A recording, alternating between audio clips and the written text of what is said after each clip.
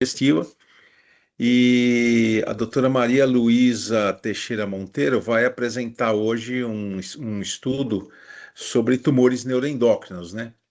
Então, é um estudo que foi publicado no Pâncreas, agora em 2025, e ele é um estudo descritivo dos aspectos de uma instituição terciária que fala pelo período de 20 anos, né? Ou seja, quais foram os resultados que eles encontraram na ressecção cirúrgica dos tumores neuroendócrinos. Então, é, esse trabalho é de um grande gastroenterologista, que é o Santi Swarup Veg, né, que é realmente um cara que estuda muito tanto tumores neuroendócrinos como lesões císticas e muitas outras doenças do pâncreas. Então, por favor, Maria Luísa, fique à vontade para apresentar para a gente.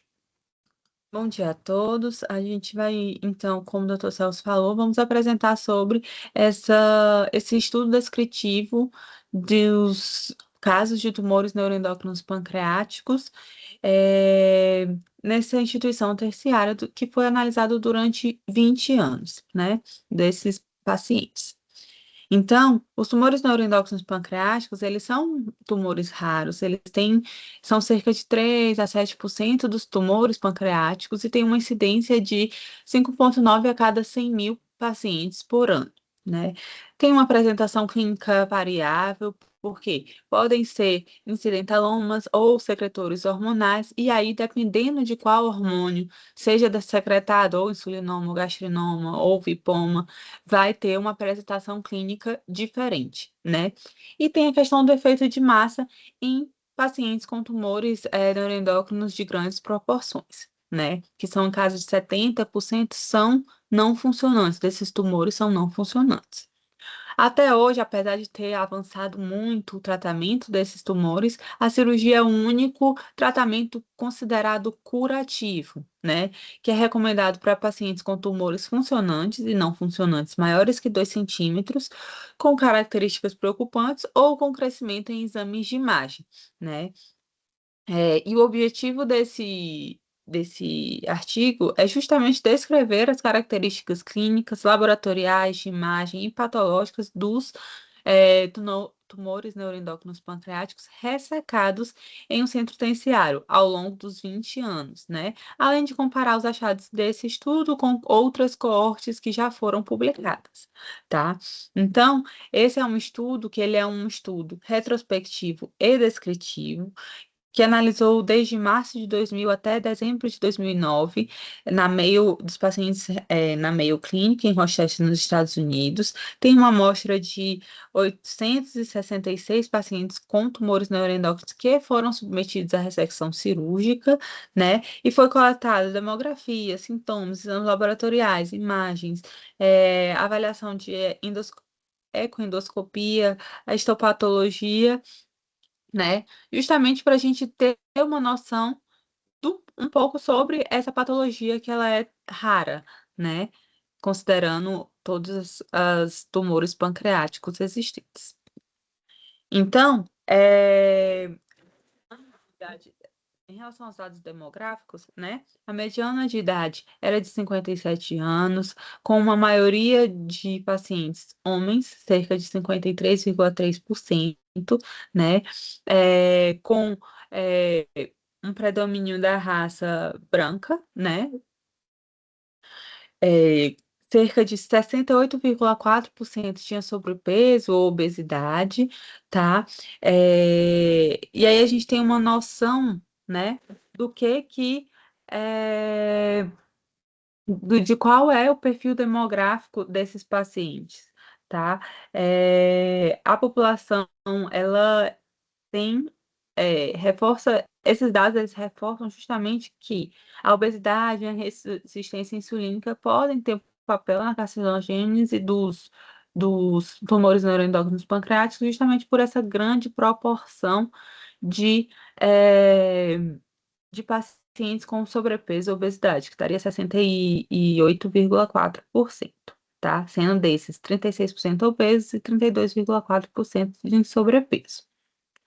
As características clínicas em relação ao quadro clínico, elas foram divididas em três categorias: pacientes assintomáticos, pacientes com sintomas do trato gastrointestinal, como, por exemplo, diarreia, e sintomas não relacionados ao trato gastrointestinal, por exemplo, nos insulinomas que têm hipoglicemias, e aí foram diferenciados em relação a essas características. Cerca de 24% dos tumores encontrados foram achados incidentais, 45,3% tinham sintomas gastrointestinais e 30,7% tinham sintomas não relacionados ao trato gastrointestinal. Tá? 77,5% desses tumores eram não funcionantes contra 22,5% funcionantes. E a maioria desses tumores funcionantes eram insulinomas, né, com 75,9%, seguido dos gastrinomas, glucagonomas e vipomas, tá? Nessa figura, a gente consegue ver, ela compara os sintomas apresentados por paciente de acordo com os tipos de tumor neuroendócrino pancreático, tá? Então, a maioria dos casos dos tumores não funcionais apresentava sintomas gastrointestinais, ou seja, essa dor abdominal, diarreia, icterícia, ou eram e assintomáticos, né? E foram achados incidentais. Os insulinomas, eles associaram principalmente a sintomas não gastrointestinais, como hipoglicemia, sudorese, fraqueza, confusão mental, o que condiz com o quadro clássico de um insulinoma. E os gastrinomas e glucagonomas, eles mostraram uma combinação, né, entre sintomas gastrointestinais e sintomas sistêmicos, né? E aí, 20,9% dos pacientes tinham diabetes no momento do diagnóstico, né? E 21,2% apresentaram diabetes, um novo quadro de diabetes após a cirurgia, tá? Desses 30 não, desculpa, 13,4% dos pacientes tinham história de pancreatite e desses que tinham história de pancreatite, a maioria tinha quadro de pancreatite aguda com 60,3%, né? 7,6% tinha o diagnóstico de neoplasia múltipla, né, tipo 1.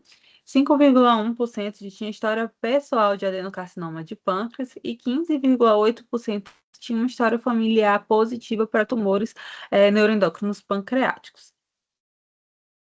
Em relação aos níveis de cromogranina, cromogranina A, elas estavam disponíveis em apenas 45% da população estudada. Dessa população que tinha esses níveis dosados, 57,5% tinham níveis elevados da cromogranina A, sendo que 27,2% tinham níveis maiores que 300 nanogramas por ml, né? A dosagem do ácido 5-hidroxindolacético foi disponível apenas em 7,3% da população, e dessa população que tinha essa dosagem, os níveis maiores iguais a 8 tinham 15,2%. E o CA199 estava disponível em apenas 21,8%, com níveis alterados em 13,8% da população que tinha essa dosagem disponível. Em relação aos exames de imagem, né, a tomografia computadorizada foi o principal exame que foi realizado nesses pacientes, com 90,9% deles. A ressonância magnética foi realizada em 32% desses pacientes, e os dois exames, tanto a ressonância quanto a tomografia, foram realizados em 29% dos pacientes, né? E aí a gente consegue avaliar quais eram as principais características dessas lesões na tomografia, nessa figura 2, né?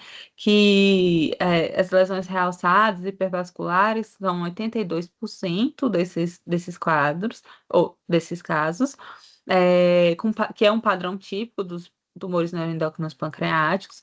A localização mais comum foi a cauda do pâncreas, com cerca de 40% dos pacientes, depois o corpo e cabeça. A maioria eram lesões únicas, cerca de 84%, e um componente cístico em 31% dos pacientes, né?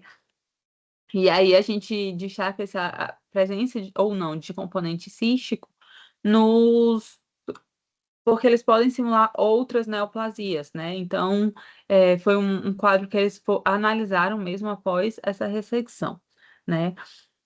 Em relação a essa figura 3, a gente consegue ver os achados em relação à ressonância magnética, tá? E aí, tem um padrão semelhante à tomografia, com realce em 69,5%. O padrão cístico foi avaliado em 32% dos casos, foi visto em 32% dos casos, né? E confirma a localização, características morfológicas, sendo um pouco mais útil para avaliação de lesões pequenas e metástases hepáticas. Então, em resumo, a gente consegue ver que ambos detectam bem esse padrão dos tumores neuroendócrinos pancreáticos, e a ressonância pode ser pode ser superior a achar essas lesões pequenas e ter uma avaliação um pouco melhor do fígado, né? Mas não tem uma diferença tão grande entre os dois métodos, tá? Em relação à ecoendoscopia, foi realizada em 62,3% dos pacientes, né? E aí a indicação desse exame nesses pacientes foi justamente a avaliação da localização da lesão, características da lesão. E aí a gente consegue ver que a ecoendoscopia tem uma altíssima sensibilidade, com identificação da lesão em 98,1% dos pacientes que foram submetidos, né? E a mediana dos tumores neuroendócrinos encontrados foi de 22,9 milímetros, com margens bem definidas em sua maioria, e lesões císticas encontradas em 42,5%. Foi uma taxa maior em relação à tomografia e ressonância, né? E evidenciando a superioridade da endoscopia para alguns detalhes mais estruturais, né? Em relação a essa a realização da ecoendoscopia, foi realizada a punção ecoguiada, né? Nesses pacientes foram raras as complicações, com 9 sangramentos e uma pancreatite, né? Ela foi realizada em 68,7% foi com FNA e 14,6% foi com FNB. 4% dos pacientes foram feitos com os dois tipos de agulha, tá? A sensibilidade da FNA foi de 82% e da FNB de 83,3%, e aí na FNB foram usados diferentes tipos de agulha, 78, a maioria foi da Core Biopsy, seguida da Charcot e Trucute, tá? Nessa tabela, a gente consegue comparar um pouco os achados em relação a FNA e FNB, tá? Mas tanto a FNA quanto a FNB, a gente consegue ver que ela tem uma altíssima acurácia, com maior de 80% de diagnóstico e segurança. Só que a FNB, ela tende a fornecer amostras mais completas para a gente conseguir avaliar a imunohistoquímica, o KI67, apesar desse rendimento não ter se mostrado tão diferente entre os dois tipos de agulha, tá bom? Na tabela, ela descreve um pouco mais qual foi o tipo de agulha, né? Se foi de 22, de 25, a gente consegue ver se foi a maioria de 22 gauges. A maioria das punções foram realizadas de maneira transgástrica, né? E os resultados positivos, como eu falei, na FNA foi 80% e na FNB 82% de positivo, né? Então, a gente consegue ver essa equivalência entre esses dois métodos. Além disso, foi realizado outros exames de imagem, né, de imagem nuclear, como, por exemplo, a Cintiloc-Octral-Scan, que foi realizado em 23,2% dos pacientes, com resultado positivo em 70,1%. E aí a gente conseguiu ver um pouco mais o sítio de metástase, né, que o fígado foi o principal sítio de metástase desses pacientes. O Donate PET scan também foi realizado já em 20,2% dos pacientes.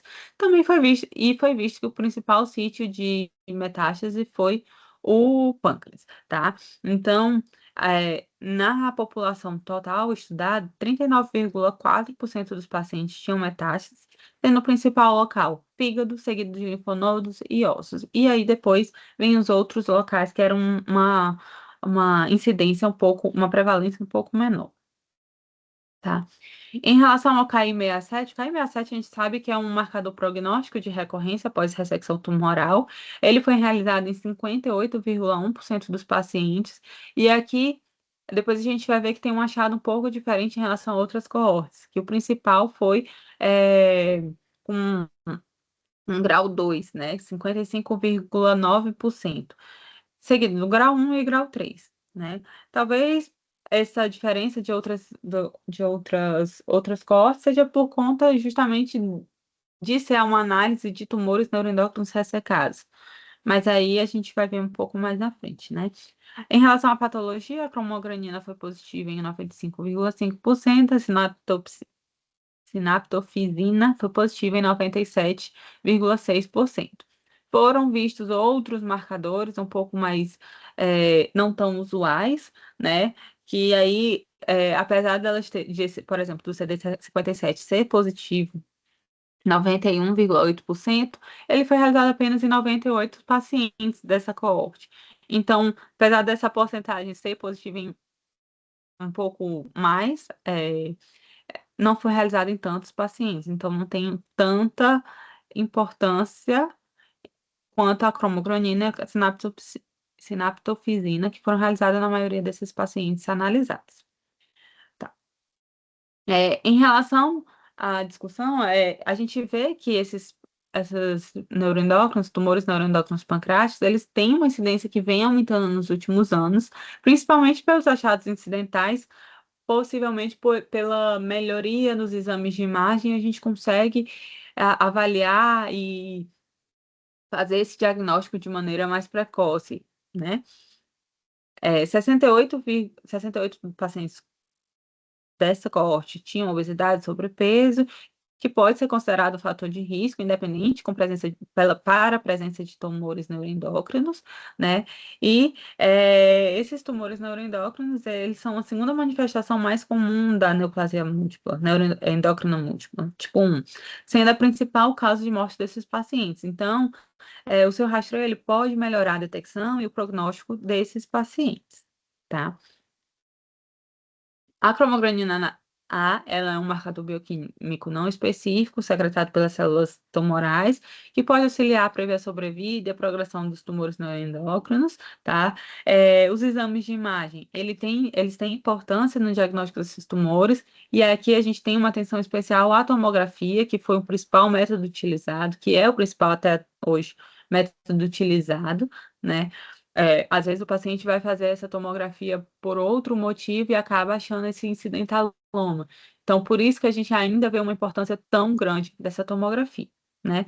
E a identificação desses tumores neuroendócrinos císticos é mais acurada com a ecoendoscopia, com 42,5%, seguida pela ressonância, com 31,8%, e a tomografia com 31,4%, tá? E aqui a gente vê uma tabela que compara os resultados desse estudo com outros 4 grandes coortes, né? Que foram, desculpa, realizados na China, Estados Unidos, Itália e outros consórcios multicêntricos, totalizando mais de 4.000 pacientes, né? Em relação ao perfil etário, a gente vê que tem um perfil etário semelhante, tem uma tendência maior a pacientes homens, né? Os tumores neuroendócrinos são predominantes em todas as neuroendócrinos não funcionantes, são predominantes em todas as coortes. A localização mais comum, a cauda seria o principal sítio, né? O sítio preferencial. E aqui eu vou dar um pouco de destaque à sensibilidade da punção por ecoendoscopia, né? Que a gente vê que são valores muito próximos, né? tanto do nosso estudo, né, do estudo atual, quanto em relação a esse outro estudo que é o do Javid, que que tem uma sensibilidade de 87%, 87,4%, tá? E aqui também a gente vê essa diferença que eu falei um pouco antes, em relação ao grau 2, né? Que no nosso estudo foi mais comum o grau 2 e nos outros estudos o grau 1 era mais comum, né? É, acredita-se que justamente por conta dessa ser uma avaliação de pacientes que já tinham, que foram submetidos à cirurgia, né? E em relação à metástase, principal foi metástase hepática, o que se confirmou também nesses outros estudos que foram comparados, tá? Esse estudo, por ser um estudo em centro único, ele tem algumas limitações, né? É um estudo em centro único, como falei, é um estudo em centro de cuidado terciário, que tem pacientes referenciados, o que pode influenciar um pouco eh, nesse perfil dos tumores neuroendócrinos encontrados. É, como é uma coorte que vê durante 20 anos, a gente consegue teve uma melhora nas ferramentas diagnósticas ao longo dos anos, o que pode influenciar nesses achados lá de 2000 como sendo diferente de 2019, por exemplo, justamente por esse avanço no diagnóstico dos pacientes, né? E como todo estudo descritivo retrospectivo, também teve a perda de follow-up de alguns dos pacientes analisados, né?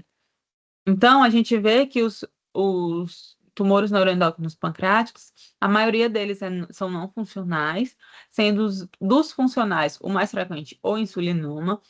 A gente percebe que a ecoendoscopia ela tem uma altíssima acurácia diagnóstica, né? E as metástases hepáticas são o padrão predominante. E a gente vê que esse estudo ele tem sua importância porque ele fornece um conjunto de dados de um centro, apesar de ser um centro único, sobre tumores neuroendócrinos pancreáticos ressecados e pode servir como referência comparativa para futuros estudos e futuras análises comparativas. E acho que esse foi um resumo assim desse estudo e a gente consegue ver o tamanho dessa importância desse estudo por conta de ser uma neoplasia rara, né?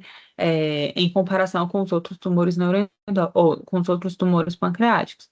E foi uma grande quantidade de pacientes, o que permite a gente avaliar, comparar e aí no futuro ver outros estudos mesmo, tá bom?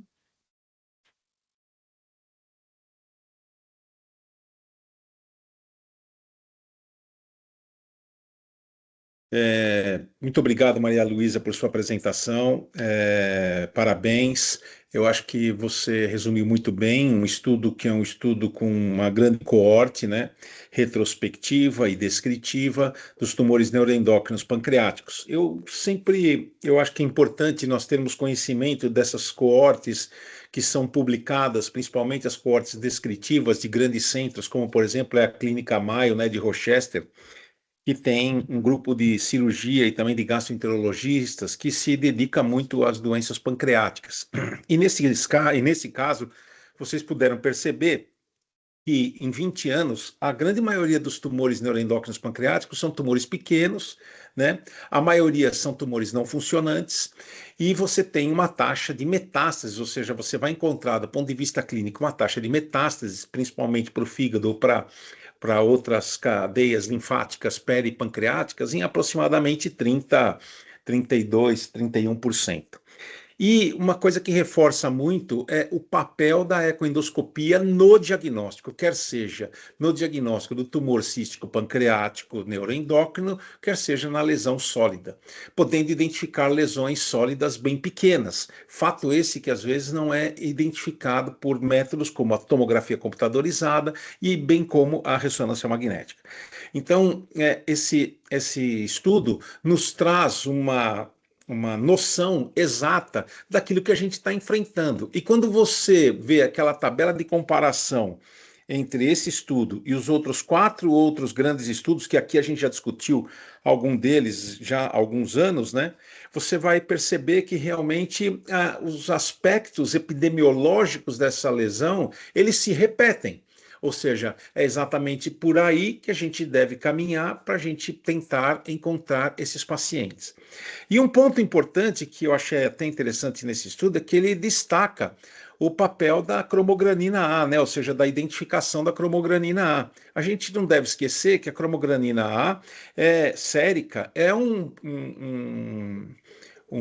método que pode nos direcionar à pesquisa de um tumor neuroendócrino. E não é só no pâncreas, né? A gente pode fazer isso em várias outras localizações dos tumores neuroendócrinos. Eu acho que esse é um trabalho que mostra exatamente, principalmente para nós que, né, temos que trabalhar, fazer exames.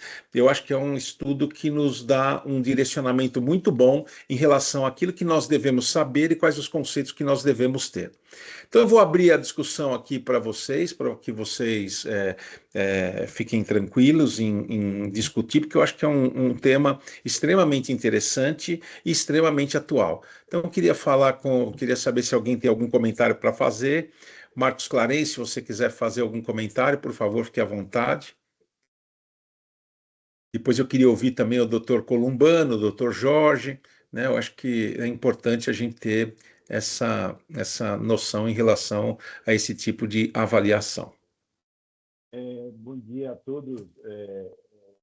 Celso, você já colocou alguns pontos importantes, mas eu chamo a atenção que nesse estudo 2/3 utilizou a ectoendoscopia. E a gente sempre na prática, habitualmente na prática clínica, né, e recentemente a gente vai fazer exame, a gente recebe aquele paciente que tem um quadro clínico e a tomografia e a ressonância não encontrou a lesão. E aí é um desafio para nós trabalhamos com ectoendoscopia. E veja que nessa série houve uma localização significativa, que é a cauda do pâncreas, que nem sempre é fácil de se ver, né? E a apresentação também de componente cístico, né? E faz um diagnóstico diferencial com outras lesões císticas. Isso pode ser um TNE, um neuroendócrino, ficar atento. Outra coisa que me chamou a atenção, sem uma diferença, me parece significativa, e FNA e FNB. Tudo bem que essa série foi no início da década dos anos 2000, né, dos anos 2000, talvez tenha uma relação que não se usava muito, não sei exatamente lá nos Estados Unidos se já se usava muito FNB. Mas o importante é que não se mostrou muito diferente. E a gente sabe hoje que em FNB você obtém material mais abundante, né? E FNA. Então, quando chega para nós, é um desafio encontrar uma lesão hipoecoica pequena, né? E devemos ver o parênquima com muito cuidado, né? E essa série mostra que cuidado maior na cauda do pâncreas, né? E também lembro apenas como diagnóstico diferencial, já passou por nós, o vaso ectópico, né? Que entra no diagnóstico diferencial e tem umas características parecidas, né, com o TNE e a importância da ectodoscopia com punção para diferenciar essa afecção pâncreas ectópico. Muito obrigado, Marcos, por seus comentários. Eu acho que é exatamente isso. A gente tem que ter essa noção também, né? Em relação aos diagnósticos diferenciais, principalmente nas lesões, como disse o trabalho, mais frequentes na cauda, a gente tem sempre que descartar, né, o baço acessório, né, que às vezes pode estar também na glândula pancreática. Eu queria ouvir o comentário aí do Jorge, queria ouvir o comentário do Columbano a respeito desse estudo, e também gostaria que eles descrevessem um pouquinho da experiência pessoal deles, né, no consultório, que eu acho que é um ponto importante. Eu acho que realmente isso é uma coisa importante que a gente tem que adquirir. Obrigado aí, Columbano. Por favor, fique à vontade para falar, e depois o Dr. Jorge. Bom dia a todos. Voltando aí depois de uns 15 dias de férias, que ninguém é de ferro, né? Fui rever os amigos lá em Milão. Tem uma turma que trabalha com pâncreas lá que são muito bons, impressionante. Bom, colegas, parabenizar a Maria Luísa pela excelente apresentação, fez uma revisão muito boa. Esses cortes são interessantes porque, na realidade, essas casuísticas longas e grandes, né, nos dão uma ideia melhor das estatísticas. Fazer comentários curtos sobre a incidência no sobrepeso nos pacientes com alteração metabólica. Vocês viram que 65% deles eram obesos e que, hoje em dia, nós estamos vendo que o tipo de depósito, a esteatose pancreática, que é cada vez mais prevalente, assim, em termos de diagnóstico, né?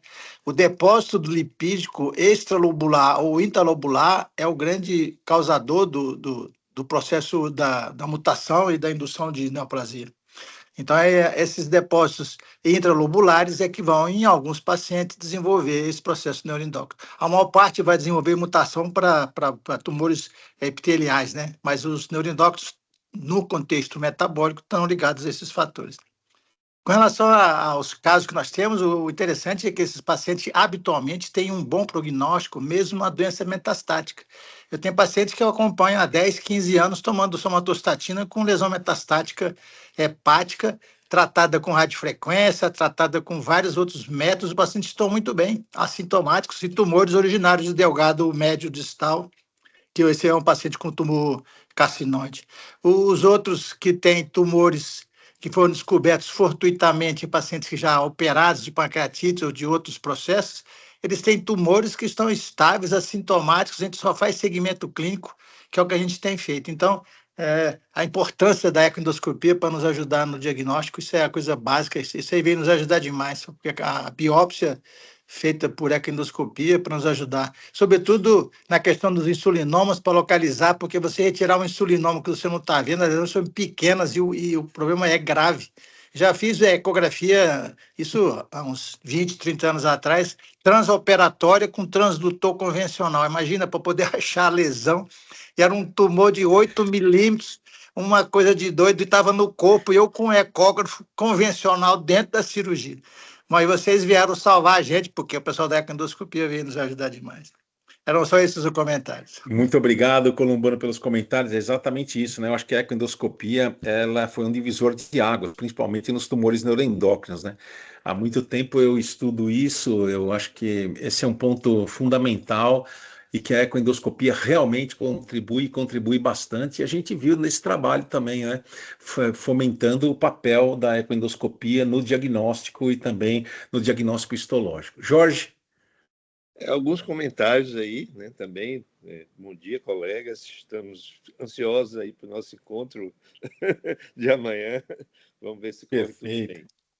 Bom, primeiro, eu acho assim, a questão da ausência de manifestações clínicas. Eu acho que muitos desses tumores passam por ausentes, né, de secreção, porque nós não conhecemos os produtos da secreção e as suas manifestações.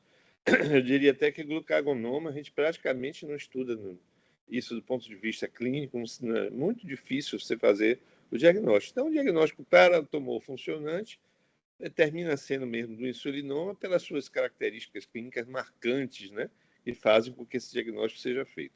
Talvez, se a gente estudasse melhor essas substâncias, né, essas substâncias paráquinas, a gente encontrasse mesmo mais tumores funcionantes e pudesse descrever outras síndromes clínicas. A outra questão importante do trabalho diz respeito na verdade, a não diferenciação entre FNA e FNB. Né? Aí eu perguntaria a vocês mesmo.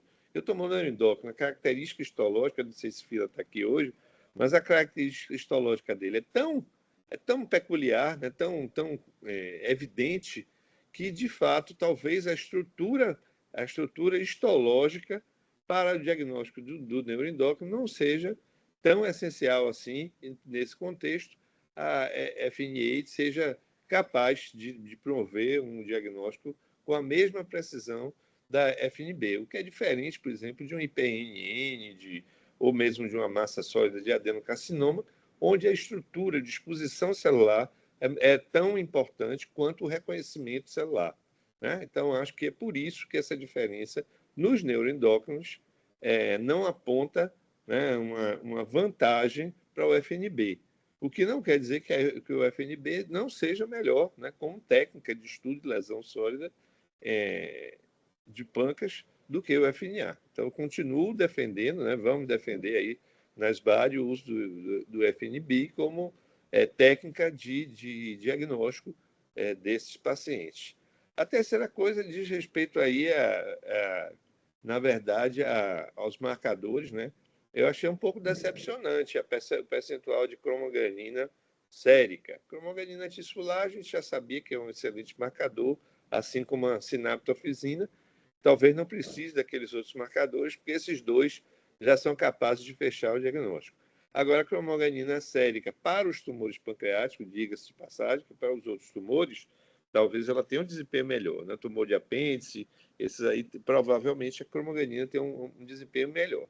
Mas um desempenho de 40 e poucos % me pareceu um desempenho mesmo assim, meio pífio, né? Então, eu gostaria mais de ter mesmo, isso nos aponta a necessidade de fato, termos a punção, né? E eu acho que o KI67, como elemento prognóstico, ele continua sendo extremamente importante, né?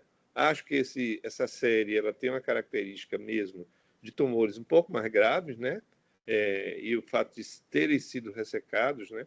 Talvez se eles pegassem a série completa de pacientes, incluindo aqueles que não foram submetidos à cirurgia, como a Maria Luísa muito bem salientou, a gente não tivesse tantos tumores aí grau 2. A experiência mostra que grau 1 é o mais comum, embora nós tenhamos também pacientes que, surpreendentemente, insistiram em ser operado. Estou me lembrando de um colega de turma aqui, que insistiu em ser operado, e quando foi operado tinha um tumor endócrino de cauda, que até a gente teve dúvida se não seria justamente um baço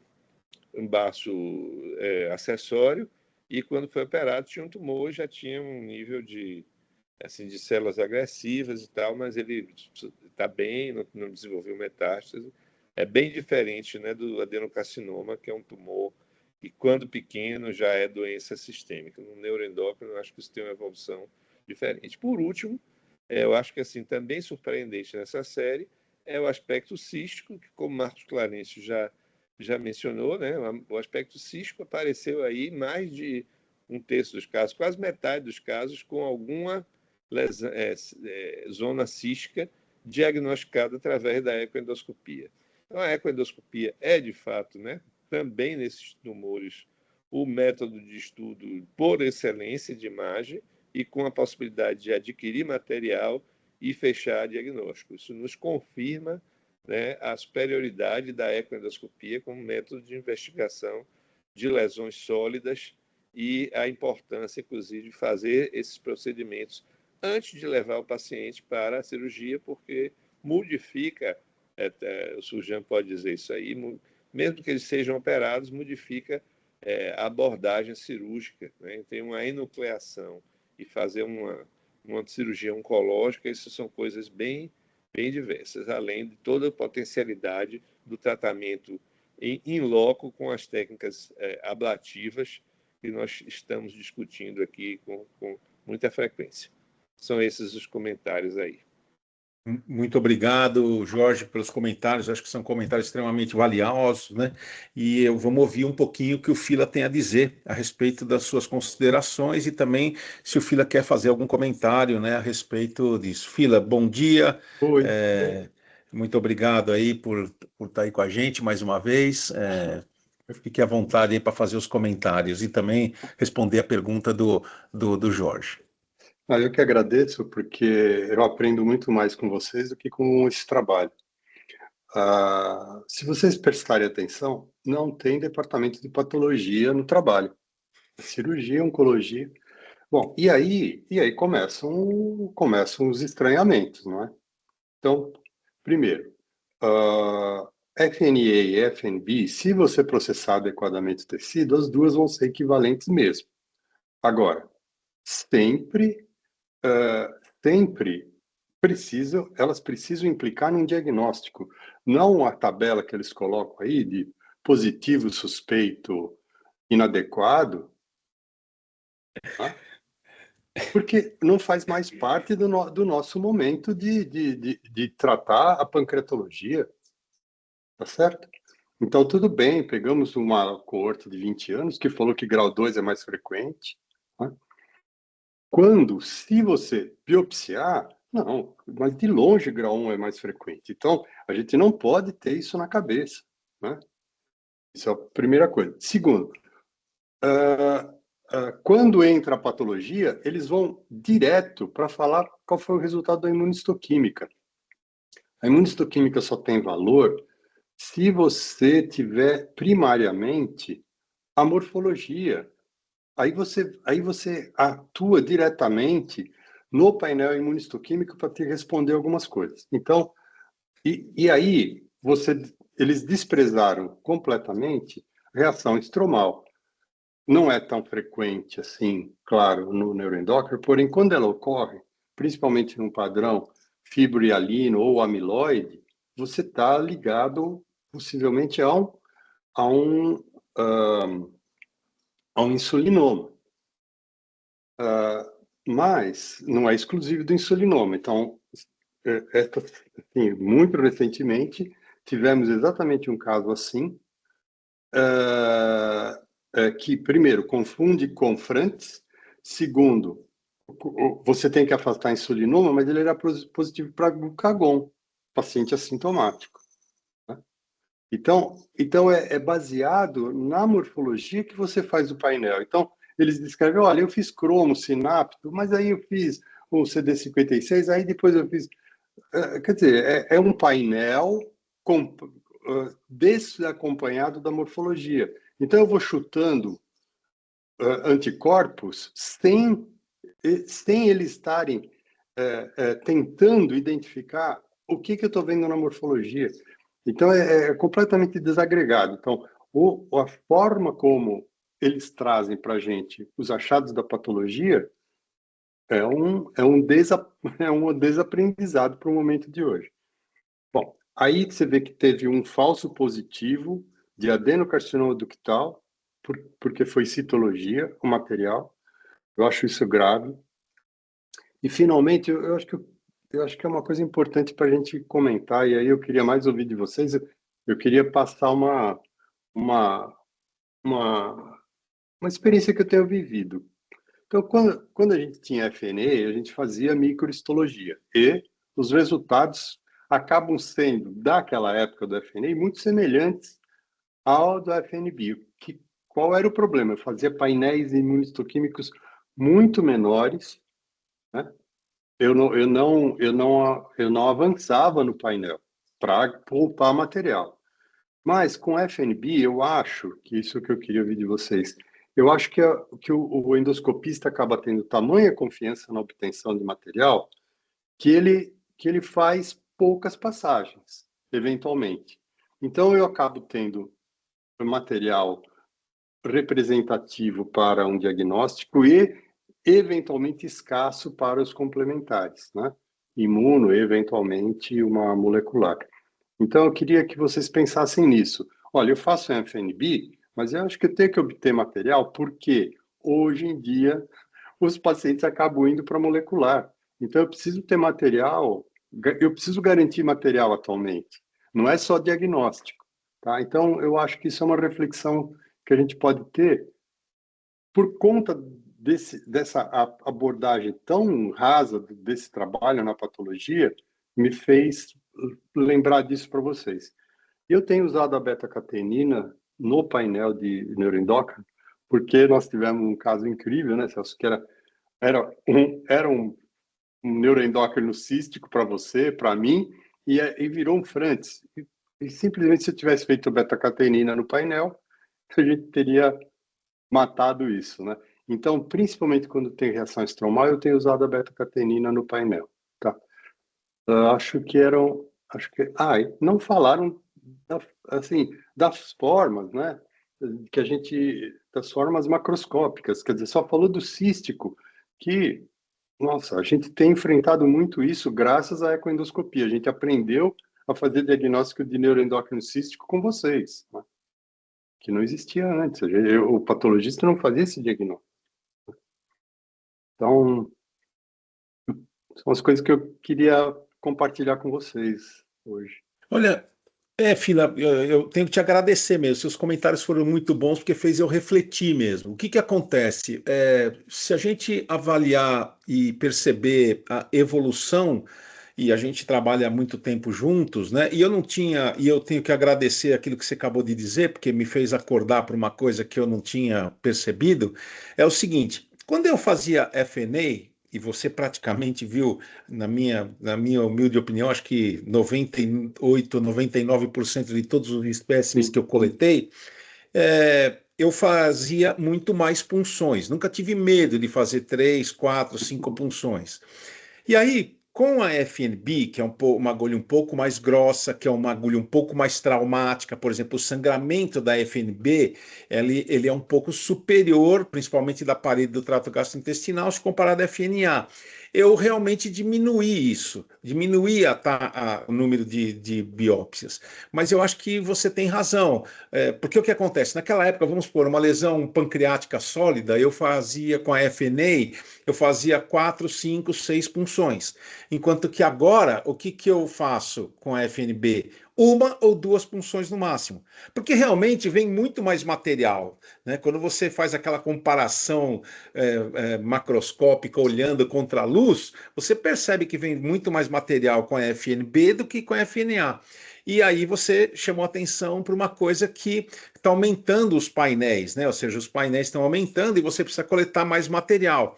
Aí fica naquela velha história, como por exemplo o linfoma, né? O linfoma você tem que coletar muito mais material. Então, o que eu aconselho a todos, e graças a Deus você me fez perceber isso, e eu vou mudar minha conduta a partir de agora, é o seguinte: vou começar a coletar mais, né? Mesmo correndo um pouco mais de risco de ter um problema de complicação, alguma coisa, vou começar a funcionar mais, porque realmente você tem razão.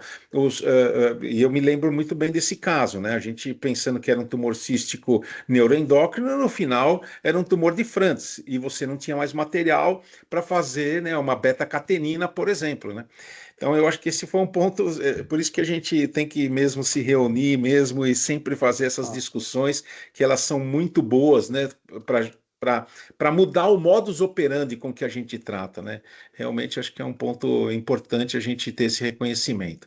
Agora, o que eu acho que muda muito, né, Fila, eu acho que não só FNA ou FNA, ecoendoscopia versus ecoendoscopia, FNA versus FNB. Eu acho que o que muda mesmo é citologia versus microhistologia. Sem dúvida. Não é Eu, impossível. é, Impossível você eu insistir acho na que esse é o citologia. ponto. Eu acho que esse é o ponto. Todos os patologistas, e a gente tem que se esforçar nisso, de conversar com os patologistas para que os patologistas simplesmente avaliem o material ou tratem o material pela microhistologia. Eu acho que esse é o ponto. Ô, Eu, por exemplo, Celso, ontem mesmo eu passei aquele caso para você, né? Que ele chegou no meu consultório com uma ecoendoscopia de outro serviço e que não tinha dado diagnóstico. E a imagem é típica de um tumor neuroendócrino, né? Eu vou até depois mostrar esse caso aqui para vocês. E aí, o que que eu fiz? Eu percebi, fez uma boa ecoendoscopia, eu vi pela foto que a agulha estava no interior do tumor neuroendócrino, que é um tumor neuroendócrino pequeno, de 0,9 centímetros. Então eu sei que o colega conseguiu material. Então eu disse, ó, vamos fazer o seguinte, vamos fazer uma revisão de lâmina, vamos pedir para fazer uma revisão de lâmina. Se realmente não veio material, a gente faz uma nova ecoendoscopia.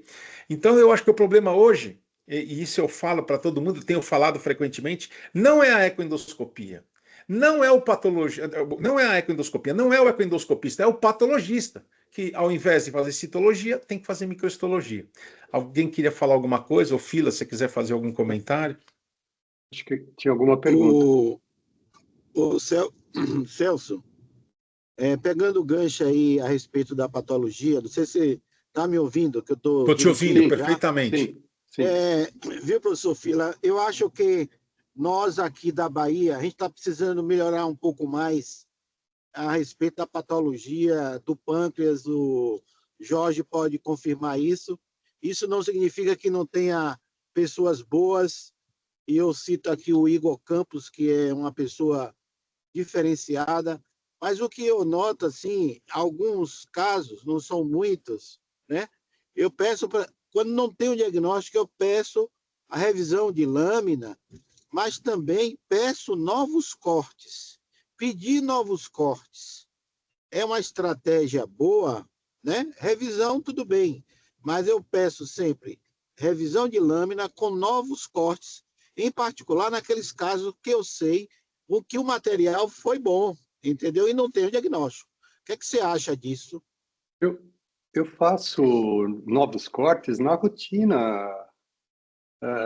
Não pensa que sempre chega o material definitivo. Eu faço novos cortes de rotina. Quer dizer, eu estou examinando, e pela descrição ecoendoscópica, o tumor foi abordado. E se o material, num primeiro momento, não aparece, eu já faço novos cortes, faz parte da rotina. Então, é fundamental isso daí. O primeiro passo é fazer novos cortes, né? O que o Celso está chamando a atenção é que o material não é tratado adequadamente lá no começo. Então, se você não tratou adequadamente o material no começo, os novos cortes vão acabar, eventualmente, acabando com o material, não é? Então, eu em caso de revisão, já fiz novos cortes, que eu chego no diagnóstico, mas não consigo fazer imunistoquímica, por exemplo. Por quê? Porque o material foi tratado inadequadamente. No geral, o mais difícil é convencer o patologista de que a microhistologia é melhor do que a citologia. Esse é o problema. Cai numa rotina ainda mais, assim, vamos lá, quem está em São Paulo, não, isso está se difundindo pelo Brasil, né? Os grandes conglomerados de laboratório. Então, o material chega sem a menor triagem, ele é tratado como uma biópsia qualquer, né? E aí, o coitado do técnico chega lá com aquele fragmento finíssimo e ele faz um emblocado. Não sei se vocês têm noção. Quando o material é emblocado, o técnico tenta nivelá-lo. Mas com material fininho como este, o que acontece? O material fica ondulado. Então, quando você passa o micrótomo, é como uma linha picotada. Ele marca o material, pega aqui, pega ali, e pode não pegar a área do tumor ou a área representativa. É simples assim. Então, por isso, a microhistologia, quando você faz primeiro um centrifugado, você joga todo o material, você concentra o material, né? E depois a agarose consegue deixá-lo todo esticado, né?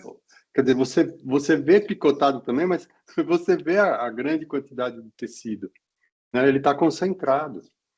Olha, você gasta 12 horas a mais nesse processo. Olha o prejuízo que você tem por não tratar de uma forma um pouco... Mas, olha, mesmo assim, se você me pedir... Eu casos urgentes de ecoendoscopia, processamento em 4 horas, total. Inclusive, indo com a logística, indo buscar o material. Quer dizer, é possível fazer, né? Mas precisa sair da rotina, não pode cair na rotina de uma patologia geral. Tem que ser tratado diferente. Professor Fila, a gente está precisando fazer um link maior, viu? Principalmente o Roberto Santos, e isso está perto, estou torcendo. Acho que 26 a gente vai ter uma proximidade. Estou torcendo, hein? Tá bom. O comentário que eu queria fazer... Jorge. Primeiro, Fila é realmente a luz, né? Quando ele fala, ele traz informações extremamente preciosas, né? E eu acho que tem duas coisas aí, né? Primeiro, o paradigma que a gente tem que mudar. Segundo, é formar os patologistas. E terceiro, é o que você colocou, Fila. A gente tem que incluir os patologistas em toda a discussão de pâncreas. Toda a discussão de pâncreas. Quer dizer, a gente tem uma programação aí do SBAD, que eu não vi nada praticamente. Nada. Zero de patologia. Olha, radiologia, já aprendeu a botar radiologia, né? Mas não bota patologia. Então, acho que a gente tem que fazer uma pressão na Sociedade Brasileira de Pâncreas, ou nos espaços que a gente ocupa. O Celso ocupa aí o espaço São Paulo. Eu sei que há questões aí mais políticas, não políticas, mais políticas de grupo, mas é importante a gente trazer a patologia para esse cenário. Não pode a gente estar discutindo uma condição tão complexa como pâncreas sem estar trazendo vocês para o cenário.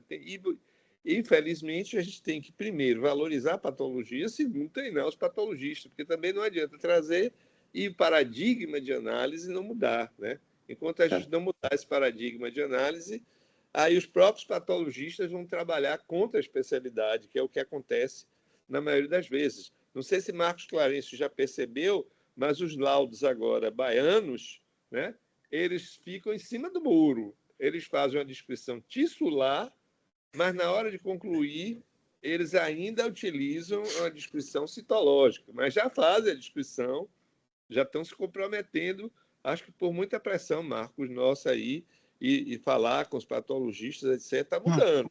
Está mudando devagar, mas está mudando. Mas, de fato, a gente precisa que você, Fila, faça esse trabalho de convencimento e de mudança de paradigma. Enquanto a gente não conseguir fazer... Eu acho que o trabalho... Vocês conseguem mais do que a conversa entre os patologistas diretamente. Nós estamos com um problema enorme de falta de mão de obra mundial de anatomia patológica. Então, o patologista, de uma forma geral, é um cara sobrecarregado. Então, você vê quantas vezes você convidou patologistas para os seus cursos que eu participei e nenhum apareceu, né? Então, essa é a tônica. Durante muito tempo, eu tinha um curso pré-congresso de patologia para endoscopistas na SBAD e no Congresso Brasileiro de Cirurgia e Endoscopia. Era um curso super procurado. E a gente atualmente fala do pâncreas, né, que foi a minha grande conquista, porque eu comecei a fazer tardiamente pâncreas, porque a única forma onde eu abordava pâncreas era durante a cirurgia numa congelação. Era como se fazia o diagnóstico de tumor de pâncreas na cirurgia, né? Não era diagnóstico prévio. E por isso que se operava tudo. Mas a correlação da endoscopia e patologia na gastro é fundamental, né? Então, para avaliar se uma ressecção endoscópica foi curável ou não, o diagnóstico do câncer precoce, quer dizer, se você não integrar o que o endoscopista achou com o patologista, é uma confusão absurda. E isso é muito da escola ocidental. O Japão é absolutamente integrado nisso. Então, se a gente pode aprender alguma coisa, com a forma de trabalhar japonesa, que realmente não é colcha de retalhos, é integração de achados mesmo, de conceitos. Uma última palavra aí, Celso, que é o seguinte: a gente está com um problema seríssimo nos currículos das escolas médicas, porque a patologia ela foi englobada numa coisa chamada bioagressão, né? E é dada, na maioria das escolas, por pessoas que não são médicos, porque está lá no começo do curso, né? Acabou a patologia clínica, dada como eu tive, com excelentes médicos, mestres, como Zilton Andrade e outros tantos, né? Que davam, e que era ao longo do nosso curso, com sessões anatomoclínicas, né? Que realmente davam para a gente aprender. Enquanto a gente não dá esse modelo de formação, a escassez de patologistas, né? Uma das residências que tem mais desistência é a residência de patologia, porque as pessoas não têm a menor ideia do que é durante o curso de graduação. Então, a gente tem que pensar em incentivar a formação do patologista ainda na graduação. Senão a gente vai ter um buraco aí do futuro. Eu queria só fazer um depoimento rápido, né, a respeito disso que o Fila falou. Primeiro, eu conheci o Fila quando eu fui para o 9 de julho, né? E quando eu fui para o 9 de julho, quem me apresentou foi o Arthur Parada. O Arthur Parada que me apresentou o Fila, dizendo que o Fila era um excelente patologista da parte de cólon, porque ele fazia o diagnóstico de câncer de novo e tudo mais. Bom, aí eu me lembro, talvez, Fila, você não se lembre, mas você deu uma primeira aula onde exatamente você falava, você mostrava fotos de congelações, né, e das peças operatórias. Então, a sua primeira aula eu guardo até com muito carinho, posso até te dar, nem sei se você ainda tem essa aula, mas ele mostrava a peça operatória, uma peça formalizada, né, através do formal, e ele mostrava que o acesso ao pâncreas naquela época era única e exclusivamente ou em peça operatória ou na congelação durante o ato cirúrgico, né? Você me corrija se eu estiver errado. Sim.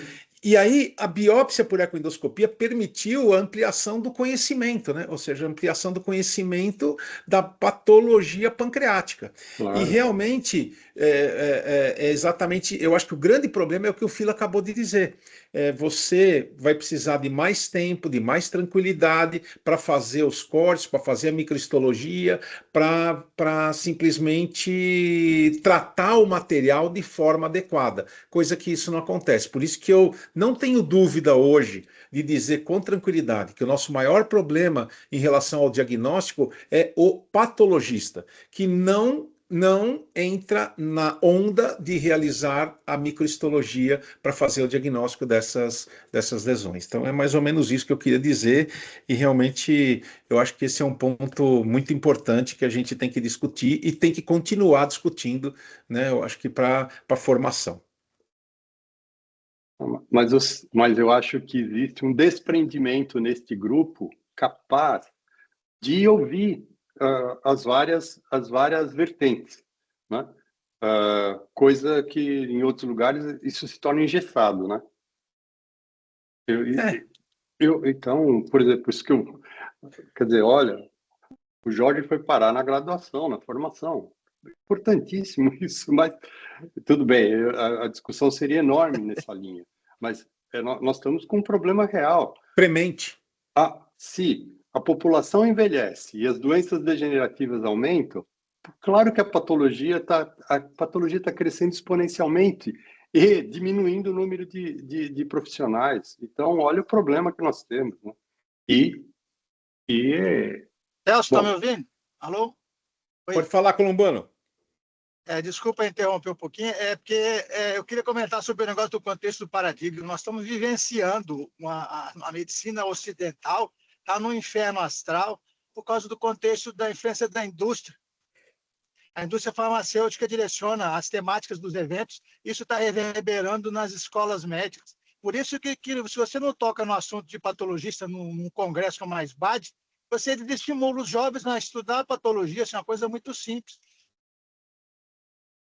Isso é uma grande verdade. Outra coisa, claro, sem sugestivo, que ninguém fala em microbiota, e a microbiota é o fator causal básico da doença inflamatória. Não tem um tema sobre microbiota num congresso do GEDIB.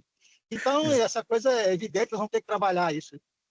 Com certeza, mas é muito bem lembrado, Columbano, muito bem lembrado, exatamente. Fala, Marcos.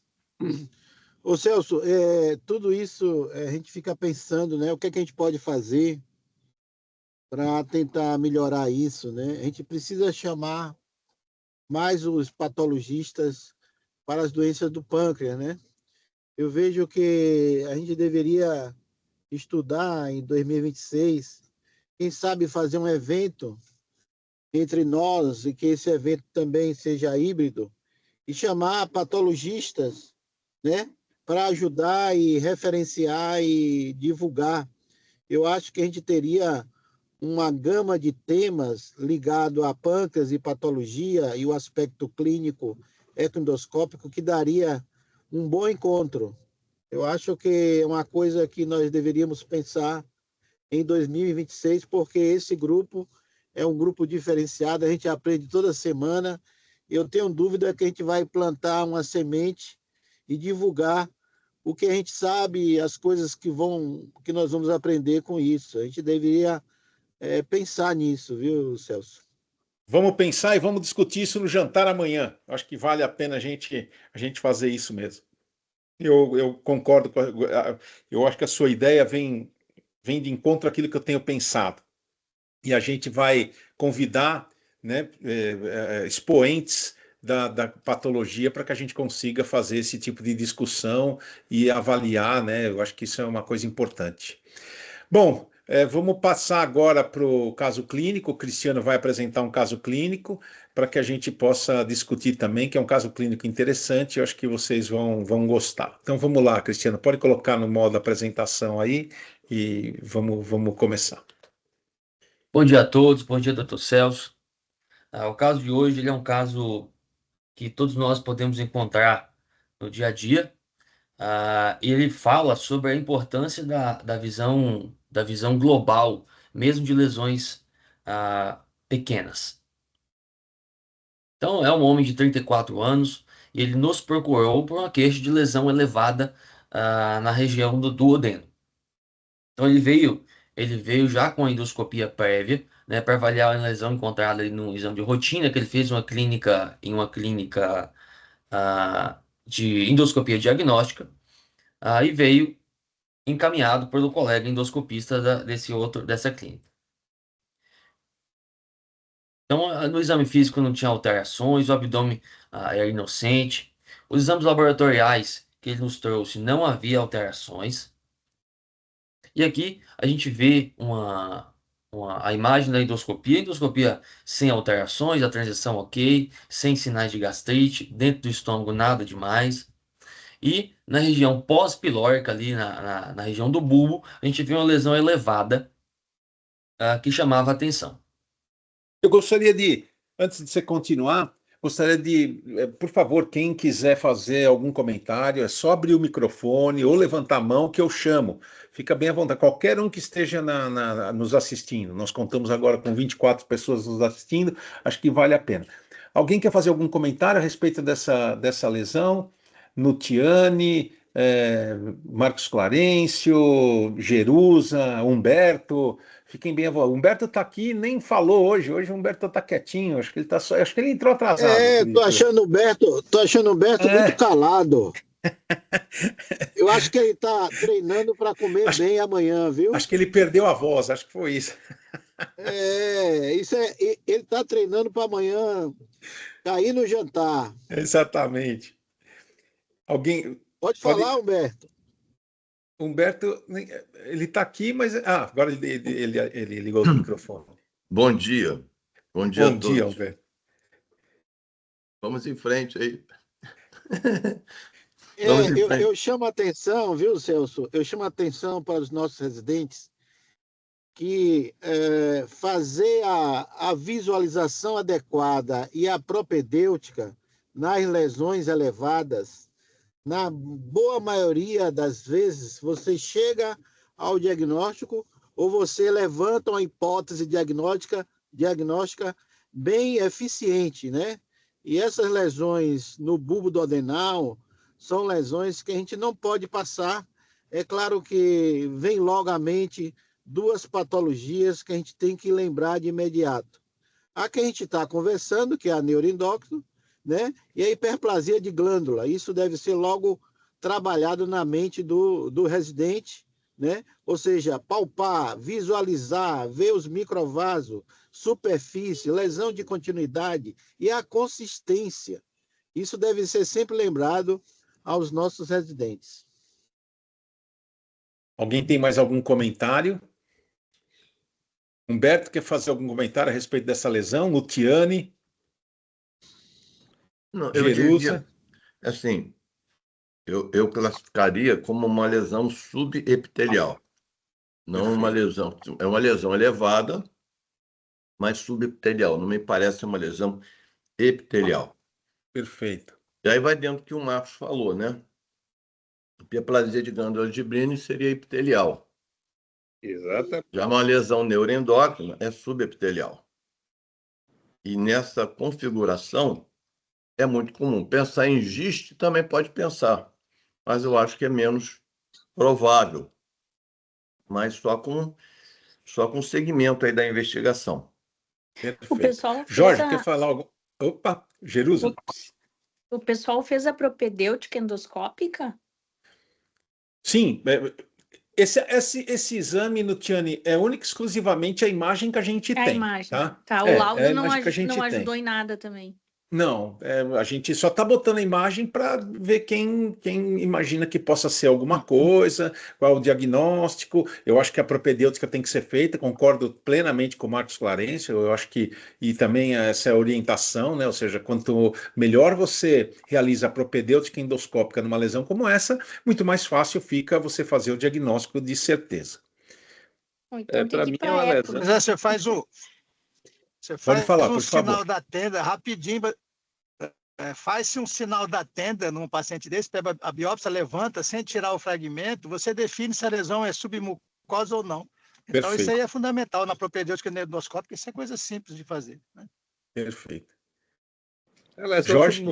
lesão submucosa, né? É lesão subepitelial, para pegar a terminologia correta. Nessa localização, seria atípico pensar em leiomioma e em tumor de gordura. Eu incluiria aí entre os diagnósticos pensados a possibilidade de linfoma. É a única coisa que eu colocaria a mais pela localização, né? Pergunta simples para todos. Pergunta linfoma. simples.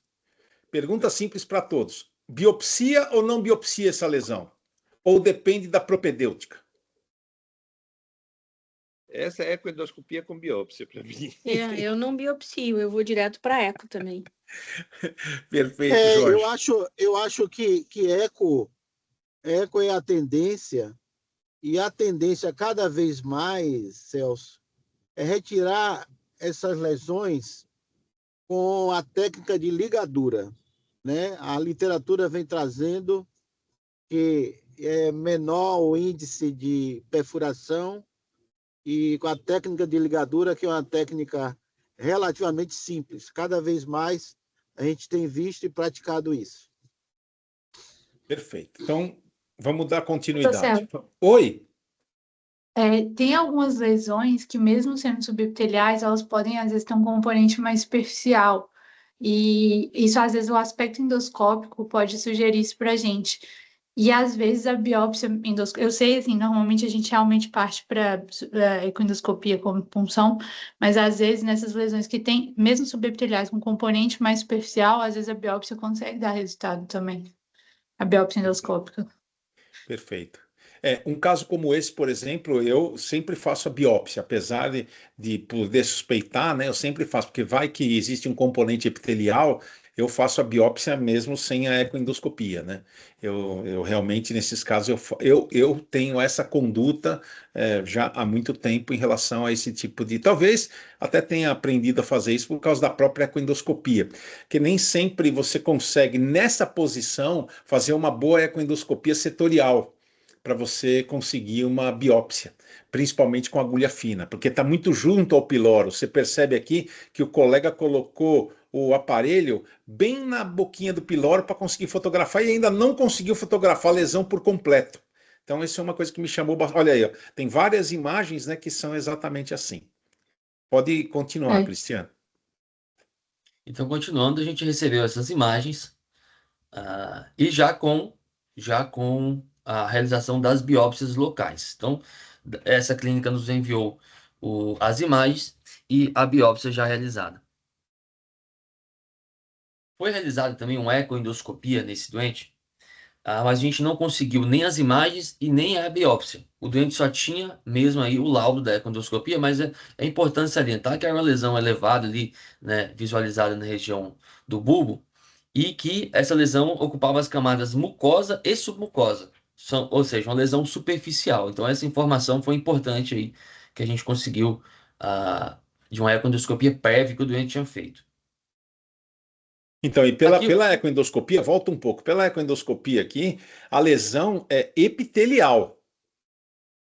E aí, olha a descrição, a lesão elevada visualizada em estudo prévio na parede anterior do duodeno, ecograficamente revela tratar-se de lesão que compromete as camadas mucosa e submucosa superficial, medindo 0,9 centímetros, hipoecogênica e homogênea, hipervascularizada pelo modo high flow, né, com consistência firme, pelo modo elastografia, tons azulados, esverdeados.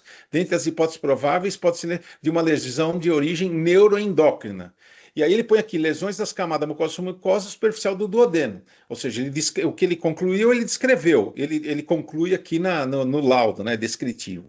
Então, realmente, ele biopsiou pensando num tumor de origem neuroendócrina. Fala, Humberto. Não, é o que você já falou.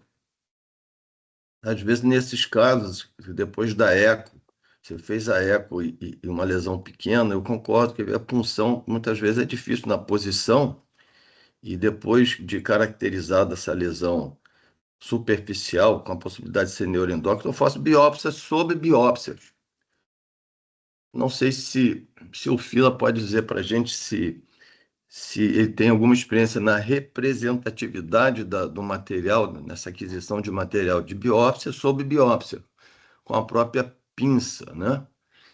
Ou então, na técnica da dissecção da mucosa, né?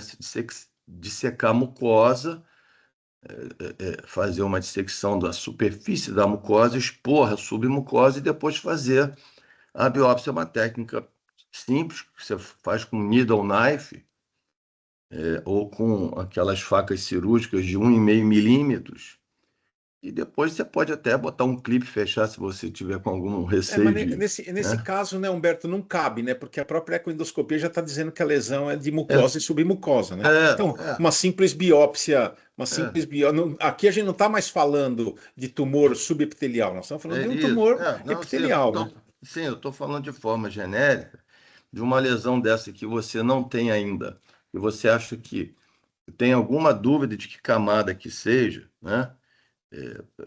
Ou seja, essa lesão superficial ela é indicativa para mim de ressecção endoscópica, seja direto ou com a técnica que o Marcos falou, que de vez em quando eu uso, com a banda elástica.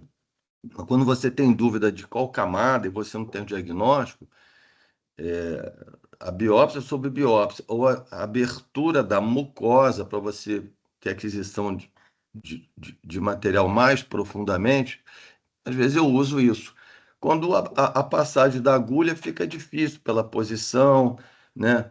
A gente sabe que quanto menor a lesão, menor é a sensibilidade, quer dizer, a capacidade de tirar material suficiente. Estou dando assim o que eu faço, né? Então, assim, claro que a ecoendoscopia primeiro, depois você já vai preparado para fazer o diagnóstico. Ou, não, é lesão superficial, você pode pensar já em fazer uma ressecção dessa lesão, né? Uma vez conversado com a família, com o paciente, enfim. Doutor, Perfeito. Vocês doutor Celso, viram mas que a... Oi, desculpa. Pode falar, Bruna. não, é só, assim, eu achei o aspecto endoscópico um pouco alterado dessa lesão, assim, já me faria pensar de início. Agora, assim, a gente tem diagnósticos diferenciais super benignos, por exemplo, um pâncreas ectópico, alguma coisa assim. Então, eu fico pensando, às vezes, talvez tentar a biópsia antes de ressecar, porque aí não mudaria muita coisa. Não sei o que vocês acham. Isso é uma questão de conduta, né? Assim, para mim, eu acho que qualquer lesão, eu venho de uma escola de endoscopia que qualquer lesão biopsiável deve ser biopsiável. A partir do momento que você tem o diagnóstico, você propõe o procedimento. Eu não faria, né? A não ser que seja um pólipo gástrico muito bem evidente, eu iria direto para a ressecção. Mas principalmente nas lesões duodenais, eu simplesmente faço uma biópsia antes, né? Para saber exatamente o que é, para tomar a conduta mais adequada. Eu não parto direto para a ressecção. Nunca parti. Não é minha conduta essa. Eu só eu achei que as criptas estão muito homogêneas. Então, eu fiquei falando, nossa, se você biopsiar isso daí, a chance de não ser representativo da lesão como um todo, acho que é alta. Então, não sei se do ponto de vista técnico que o Marcos propôs, de você já ressecar toda, você veria... Então, aí vocês têm que falar da técnica. Mas, se a lesão é pequena e uma ressecção completa for viável, porque aí vocês veem a relação da mucosa com o que está fazendo ela subir imediatamente. E, por exemplo, um neuroendócrino, ele começa na mucosa. Ele se apresenta como um subepitelial, mas ele começa na base da mucosa, né? E aí sim, pâncreas ectópico, heterotopia gástrica, um amartoma, Então, isso daí talvez viesse no bolo, no conjunto todo, né? A biópsia sobre biópsia, se você atingir o teu interesse, Humberto, claro que claro que ela é positiva. Eu acho que tem muito fenômeno mecânico, geralmente, mas se você abrir bem e chegar no plano mais profundo, representativo, sim. Perfeito. Celso, é, Oi? é isso que eu ia pedir a opinião do professor Fila, porque a ideia que eu tenho é que o TNE ele aparece nas camadas mais superficiais e cresce para a profundidade e para a superfície. O professor Fila respondeu já o que eu estava querendo perguntar. É tanto Perfeito. que, é tanto que o neuroendócrino pode ter alterações mais gritantes do que essa, que para mim tem alterações mínimas, talvez de cor, de brilho, né? E o neuroendócrino tem uma alteração mais gritante da superfície e a consistência ela é significativa. Eu acho que o mais importante aqui nesse caso, principalmente porque a gente tem residentes aqui, é olhar para essa lesão e dizer o seguinte: para mim, quando eu olho essa lesão, quando eu vejo o NBI, quando eu vejo a imagem em luz branca, eu percebo que essa lesão, para mim, se trata de uma lesão epitelial. Essa é a minha impressão. Eu não trataria essa lesão como uma lesão subepitelial. Por quê? Primeiro, a parede duodenal é muito fina, né? Então, a lesão subepitelial, você vê uma mucosa muito mais compacta, né? Ou seja, não é esse aspecto para mim me parece muito mais. Eu pensaria muito mais ou numa hiperplasia de glândulas de Briner, ou um tumor neuroendócrino, ou um amartoma, alguma coisa desse tipo, né? E por isso que eu faria biópsia de cara. Além disso, quando a gente acha essa lesão, normalmente é um achado incidental. Então você não conversou com a família de uma possível ressecção no duodeno, sabendo que o duodeno tem uma taxa de complicações que não é negligenciável, né? Então, por isso que eu sempre faço primeiro a biópsia, né? Não vai atrapalhar em nada a ressecção depois, do que fazer uma biópsia, uma ressecção e você tem um problema mais grave, né? É bom lembrar também, Celso, que isso aí pode ser a ponta do iceberg. Isso aí também pode Exatamente. ser a ponta do iceberg. Exatamente. Exatamente. Humberto, por favor, fica à vontade.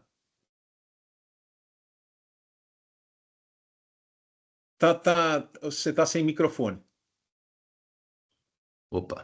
Então, isso que você falou para mim é fundamental. Quer dizer, eu também nunca tiro uma lesão dessa de primeira abordagem, né? Nunca. E sempre coloco a posição depois do diagnóstico, né? Mesmo que seja uma lesão neuroendócrina mais superficial que você possa ressecar por endoscopia, eu nunca faço isso sem dar a opção da cirurgia para a família e Exato. nunca faço sem o meu cirurgião Exato. esteja pronto no hospital, pronto para uma possível abordagem, né? Porque o contrário já aconteceu várias vezes. Eu falei assim, não, essa é uma lesão mais profunda, não vou tirar, e a cirurgia pede para a gente localizar a lesão na hora, lá pela via laparoscópica, você passa o aparelho, olha, a lesão está aqui, o cirurgião lá na hora decide a técnica, o cirurgião pode falar, né? Já tive casos que teve que fazer ressecção Totalmente de acordo.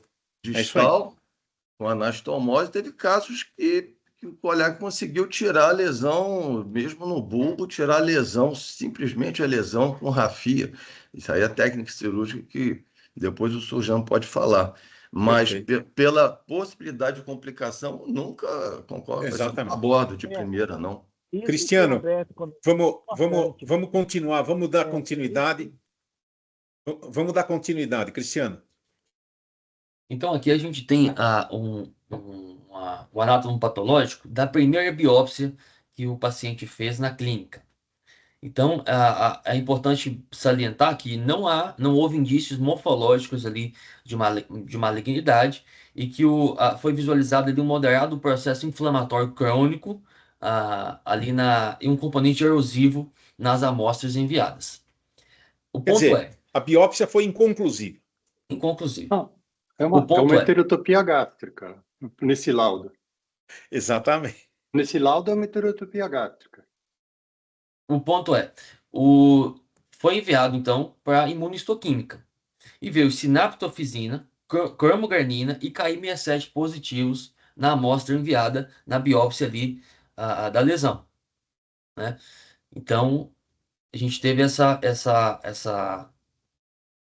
inconclusão aí entre o anátomo patológico e o laudo imunistoquímico.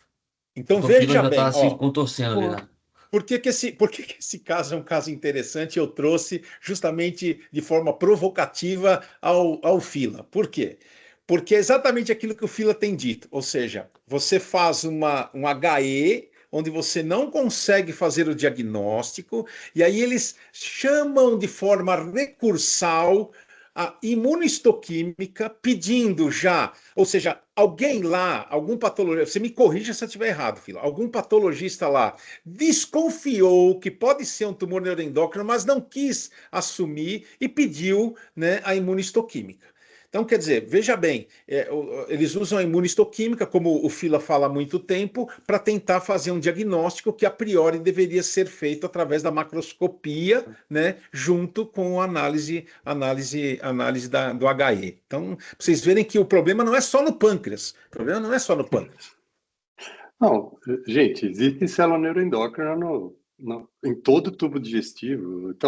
Então ela tá fazendo parte de um tumor, ela é um clone, né? É uma neoplasia, ou eu estou vendo a célula isolada ali. Então, o anátomo está falando de uma heterotopia gástrica.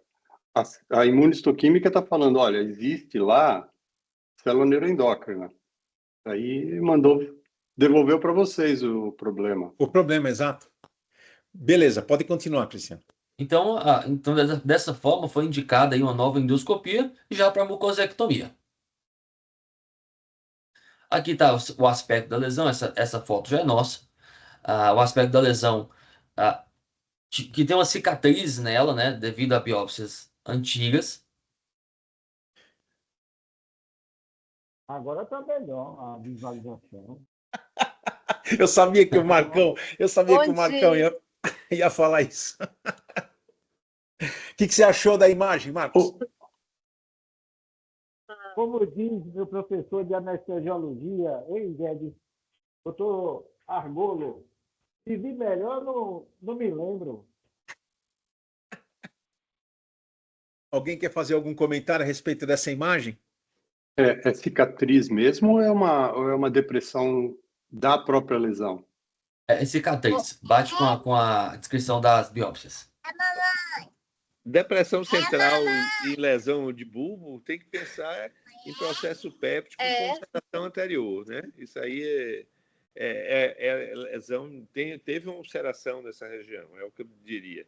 Não, isso não foi de biópsia, não, nem é tão pouco lobulação. Eu pensaria que houve uma úlcera aí nesse bulbo, né? E fez. Mas aqui a gente percebe já também que o padrão dessas criptas é diferente, né? Tem alterações aqui. Que aí, olha a diferença, né? Que na outra imagem a gente não via nada disso. Agora a gente está vendo com mais clareza que tem a possibilidade de ser uma lesão epitelial mesmo. Perfeito. Se você comparar a cripta da lesão com a cripta do duodeno, é diferente? É diferente. Era diferente. Então aqui você tá dizendo que é uma outra cripta, não é da mucosa duodenal. Parece ser uma outra cripta. Isso lembra, Celso, que a gente comenta com os nossos residentes. Nós avançamos muito na imagem. A gente tem que cobrar cada vez mais aparelho dessas empresas que a gente possa trabalhar com qualidade. É fundamental, né? Pode ser cicatriz? Pode. Mas pode ser também uma depressão. Porque se for cicatriz, ele biopsiou muito se for cicatriz. Na minha impressão, parece uma depressão. Mas a gente não afasta essa possibilidade. Ou seja, qualidade de aparelho hoje é fundamental para a gente trabalhar. Perfeito. Pode dar continuidade, Cristiano. Aqui então a gente viu o aspecto das criptas, né, na imagem. E foi proposta, então, a mucosectomia. Aqui a gente vê uma imagem da elevação da mucosa, né? Foi injetada adrenalina, teve a dificuldade ali pela proximidade ali do pilor. Aqui a mucosectomia com a hemostasia térmica. E esse é o aspecto final pós a mucosectomia, já com os clips aí fazendo seu papel. Aqui a Perfeito. lesão, né? Media aí em Calma, torno antes de de 1 você mostrar o centímetro. anatomopatológico, alguém tem um diagnóstico ou não? Eu queria perguntar para o Fila, para todo mundo aí, naquele padrão ali que vocês mostraram, parece das criptas, parece um padrão de adenoma, né? O padrão das criptas aí. Eu olho isso aqui. Adenoma, isso aí. Então, Esse é o padrão Hélio, de adenoma. Regularidade das criptas, né? parece um 3L, né? Tá tudo, mas tá homogêneo, né? Apesar da Sim, depressão, não tem Então, aberração. mas Ai, pessoal, aí vamos lá. Eu concordo plenamente com vocês que isso aí pode ser um adenoma. Agora, percebam, já tem um anátomo patológico com uma Lógico. imunistoquímica positiva para cromogranina e sinaptofisina. E aí? não, Eu teria ressecado do mesmo jeito. Não estou perguntando a sim. respeito da ressecção. Estou perguntando a respeito do diagnóstico que a gente vai fazer. Ó, Esse é o problema. o anátomo patológico fala que é uma mucosa pilórica com células neuroendócrinas. Ele não falou que tem tumor neuroendócrino. Exatamente. No adenoma você pode ter células endócrinas? Claro. Isso é importante. Claro. Isso é importante. Então, olha só uma lesãozinha como essa, a que nível de discussão a gente chegou. Agora você pode apresentar o final, né? Aqui a lesão já retirada. Aqui o aspecto pós, assim, mais para frente, né? Visualizando ali a papila, ou seja, sem alterações. Então, aqui está o laudo, né? Então, ficou essa hipótese de neoplasia neuroendócrina interrogada. E mandamos essa lesão polipoide para anatomia patológica. O anátomo patológico da lesão como um todo veio um quadro histológico que é compatível com hiperplasia de glândulas de Brunner e não foi solicitada imunistoquímica. Agora eu quero saber, eu vou recorrer aos universitários. Fila, e aí? Bom, não sei, é um amartoma. Então, todas aquelas criptas, todas aquelas alterações de criptas eram regenerativas, porque erodiu, ele promoveu uma lesão elevada, erodiu, aquilo tudo é reparação de padrão gástrico. Gente, só para vocês terem uma ideia, nós estamos falando de um laboratório de excelência aqui, nós não estamos falando de um laboratório qualquer, tá, gente? Vamos deixar as coisas bem claras. É uma pequena lesão no duodeno com característica de benignidade e a gente tem aqui, não é um diagnóstico, são 3, né? 3. Então, por isso que eu trouxe esse caso para vocês perceberem, né, a dificuldade que é essa interação entre a patologia e a endoscopia. É só para vocês terem essa noção. Celso, eu vou na epidemiologia. A epidemiologia mais provável para isso aí é uma úlcera péptica que desenvolveu hiperplasia de glândulas de Brina em torno da lesão, um aspecto hipertrófico, né? Então, para mim, pela epidemiologia, isso seria uma úlcera péptica. Eu gostaria de saber se tem H. pylori, se não tem, para completar meu raciocínio clínico. Já foi retirada a lesão, né? E realmente o padrão de cripta está estranho, né? Para isso aí, mas eu pensaria desse jeito. Para mim, é isso aí. Mas eu acho que não tem nada de neuroendócrino aí. E o diagnóstico diferencial seria um adenoma, né? Um adenoma. Mas já que veio sem características de adenoma, eu pensaria mais em uma lesão cicatricial secundária a um processo péptico de duodeno. Com base... Antes só de dar continuidade à discussão, eu quero destacar, quero que o Cristiano destaque alguns pontos importantes que a gente pensou, né? Então, por favor, Cristiano, destaca aí. Aqui a gente tem, doutor Celso, alguns pontos importantes para a discussão. Então, é muito importante salientar que a interpretação da positividade neuroendócrina tem que ser levado em conta que ela pode ser focal ou difusa, né? E que a hiperplasia de glândula de Browne, ela pode ter uma positividade focal aí para sinaptofisina e cromogranina A, justamente porque são glândulas mistas. O segundo ponto é que a arquitetura histológica ali, ela deve ser levada em conta como critério diagnóstico. Não, é importante que a gente leve em conta que a arquitetura histológica, ela faz parte ali do diagnóstico.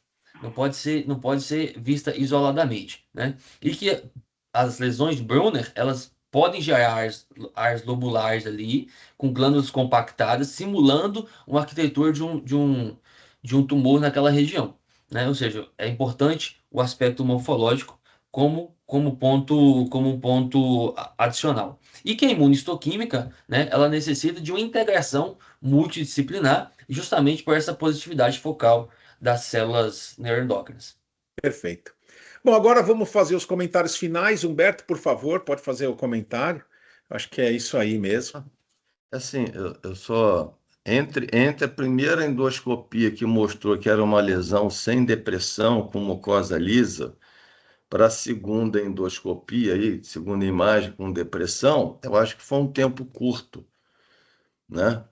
Para a gente, eu fico mais pensando que a retração cicatricial pós a biópsia, porque acho que é um tempo curto para... Eu não sei das datas aí. Então, é só isso. Eu acho assim, de um modo geral, para a gente que faz ecoendoscopia, endoscopia, intervencionista, mas quanto menor a lesão, mais difícil fica para tudo, né? Para Perfeito. tudo. É isso mesmo. Marcos? Humberto, a visualização não foi legal. Ali, a visualização da primeira, você não consegue ver o que está por baixo daquela lesão. Aquilo ali, quando teve a visualização mais adequada, entrou-se no bulbo e conseguiu fazer quase como uma retrovisão, aí você vê aquela zona central ali deprimida, né? Eu acho que já estava na primeira e não foi vista do ponto de vista da... Fica a lição, e especialmente para os jovens endoscopistas, os nossos residentes, a necessidade de aparelho de qualidade, a propedêutica endoscópica, utilizando até a pinça, dentro do possível, fazer a ecoendoscopia, e cada vez mais eu estou convencido que a literatura está me estimulando a isso, a retirada dessas lesões com a técnica de ligadura, até 12 milímetros, às vezes 15 milímetros, você pode tirar muito bem e é bem seguro. Perfeito. Alguém tem mais algum comentário? Fila, você quer fazer algum último comentário para fechar a discussão desse caso? E aí depois a gente encerra. Não, eu queria dizer que marca de laboratório atualmente não funciona. A crítica precisa ter um especialista na área respondendo essas coisas. Na minha época, eu tinha especialista para cada área no laboratório. Então, embora existisse uma marca fantasia, o dono da resposta era o especialista. Entendeu? Então, você não pode pôr um cara que faz colo uterino para responder isso aí. Aí sai essa confusão toda aqui. Olha o trabalho que vocês tiveram, que todos nós estamos aqui envolvidos numa discussão e, na verdade, eu não sei o que é isso. Exatamente. Essa é a mensagem. Até o momento, eu não sei o que é isso. Celso, a minha última sugestão, nós estamos na era da IA. Vamos criar IA do professor Fila para distribuir no Brasil. Não tem imagem. Não consegue responder a imagem. Fila. É isso aí. Bom, gente, mais uma vez, muito obrigado. Acho que esse foi um caso extremamente, né, performante em relação àquilo que a gente discute aqui no dia a dia. E você vê que não é só o pâncreas, né, Marcos? Você vê que numa própria lesãozinha pequena dessa, você tem inúmeras dúvidas e os patologistas também têm inúmeras dúvidas. Um abraço a todos, uma boa semana. A gente se encontra aí na SBAD e amanhã estão todos convidados para o jantar que a gente vai fazer. É só entrar no grupo. Quem quiser aderir ainda, pode aderir, fique bem à vontade. E a gente se encontra lá amanhã para a gente discutir e, quem sabe, fazer essa reunião com os patologistas. Um Eu vou chegar abraço. atrasado, mas eu vou chegar, viu? Tá certo. A gente espera, Marcos. Pode ficar Um tranquilo. abraço. Um Tchau. abraço a todos. Boa semana e até amanhã. Tchau, tchau.